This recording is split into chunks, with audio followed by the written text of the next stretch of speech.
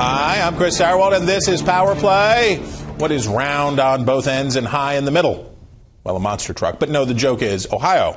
And Ohio held a particular status, privileged status, as the mother of all swing states, really going back to 1992. And really, you could argue, always, because Republicans simply can't win the presidency without its trove of electoral votes. But this year, things looked different. As the rest of the country was moving and the race stayed competitive in other swing states where Hillary Clinton was pulling ahead, Donald Trump's lead looked durable in Ohio. Now that may be starting to change. Is that for real, and why? Who knows? I know who knows. Josh Crosshauer knows because he's a political editor for National Journal, so he better. Susan Ferricchio knows. She's the chief congressional correspondent for the Washington Examiner and one of my favorite smart people. Okay, here's the thing, Josh. Ohio is loaded with white working class voters. And I mean, like how? And we certainly have seen in Nevada, and we've seen in Iowa, and we've seen in other states that have large demographic groups of these voters. These are Trump's voters. Blue-collar white voters are Trump's voters. So there was a theory that sort of, and you know how a theory is going to fall apart? I'll tell you exactly how.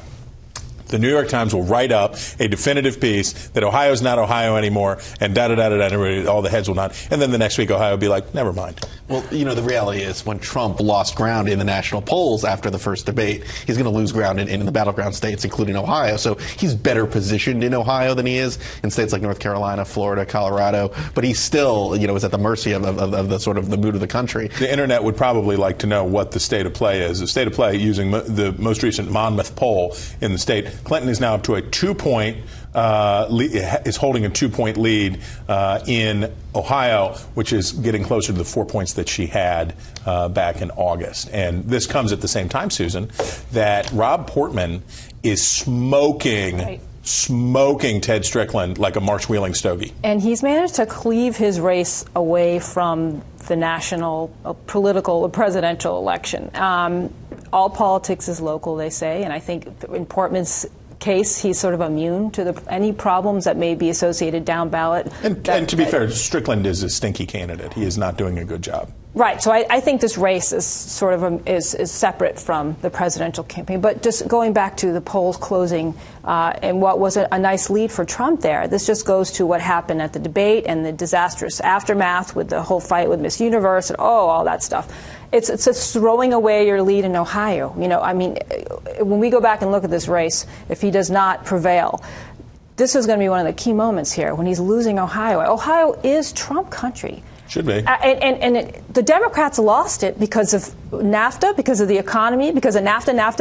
And Trump, this is why Sanders was doing so well there. And global warming regulations. Oh, exactly. And the regulations that have killed the energy sector there and causes prices go up. And so, Josh, when we look at Ohio, one of the reasons that Trump seemed to be doing so well there and it was so appealing is that in the northeastern part of the state, this is places like Warren and Youngstown and that part of the state, and maybe even over to Toledo on the west side, but the northern tier of the state, a traditionally Democratic part of the state, looked like Trump had a lot of inroads there. That's where he can win, right? Absolutely. And I mean, Eastern Ohio is now looking like Eastern Kentucky. Yeah. You know, a very Democratic area 5-6 years ago, which has gone solidly Republican. And you're seeing Trump's base and the energy in Youngstown, in Mahoning County, and in a lot of those Rust Belt areas. The advantage for Clinton, though, is organization. And she needs to do well with young voters and college-educated voters in Columbus. Franklin County is going to be huge around Columbus, and then Cuyahoga and Cleveland. Like, if she can out-organize Trump, and she has a lot more staff, a lot more offices, a lot more people on the ground, if she can get that turnout from the 3 big cities, Cincinnati, Columbus, Cleveland,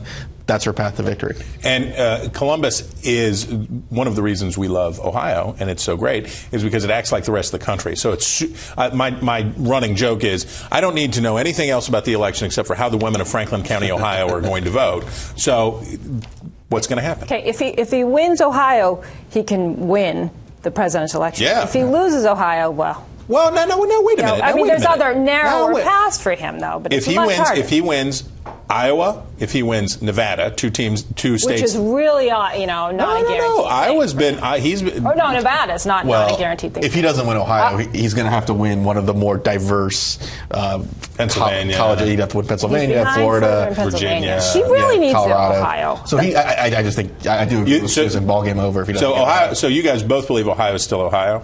Ohio should be more favorable to Trump than your average state. So unless something really weird is going on in the it's got to be a must-win state for Trump. His path is so narrow. He can win in other ways, but it just becomes even more narrow if he doesn't win, to the point of just being almost impossible. He's got to win that state, and he was ahead 4 points. He can get it back if he starts working on the ground game and does well in these debates. But those are two big ifs. Those are two big ifs. Well, there's no ifs, ands, or buts about the fact that we're grateful that you guys are here. We thank you. And you, Internet, we thank you, of course, for being the weird thing that you are, but also for stopping by. And we hope you come back for more Power Play real soon.